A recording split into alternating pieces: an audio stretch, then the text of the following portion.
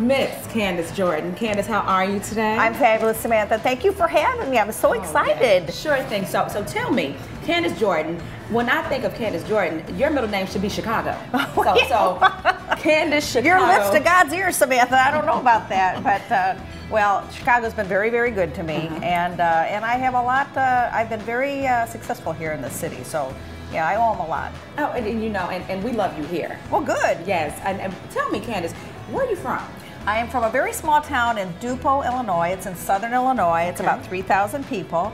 And I moved up here in like 1974. I was a bunny in the St. Louis Playboy Club, and then transferred to Chicago, the Chicago Club, the Hub, and moved into the Playboy Mansion when Hef was in residence. And it's kind of been a rocket ride ever since. Oh, wow. So you hung out with Hugh Hefner in the 70s. Tell me how this Chicago was in the 70s. Give me a little picture. It was so exciting. I mean, every celebrity in town came through here. You had Cup at his heyday, you know, and everybody wanted to be interviewed by Cup. Everybody wanted to go to a party at the Playboy Mansion. So you had the Rolling Stones were there. You had, you know, Shelf Silverstein wrote a lot of his songs there. You had Bill Cosby there all the time. Vic Damone. I mean, you know, a lot of the oldies but the goodies.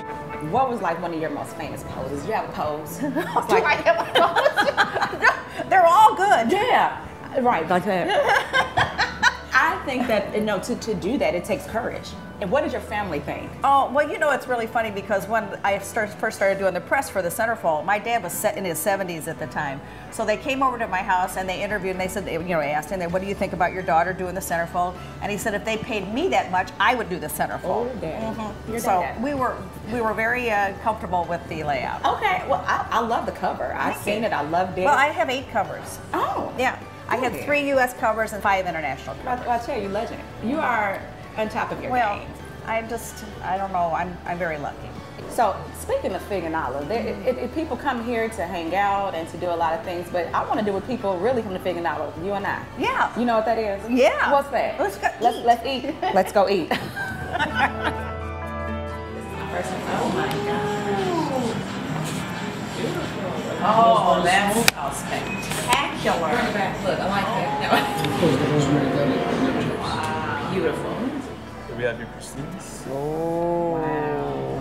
We have your mushroom and truffle with parmesan. We have your goat cheese and caramelized onions, the burrata. We have the mixed vegetables, the jamon iberico, and the spring mix. So delicious, delicious, delicious. Fish, the asparagus, caramelized carrots, and the pears and tomatoes.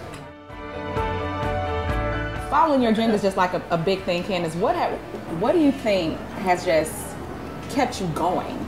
What has kept you going? It's easy. Ambition and drive. I've always been very ambitious. I was ambitious in high school. I was an overachiever.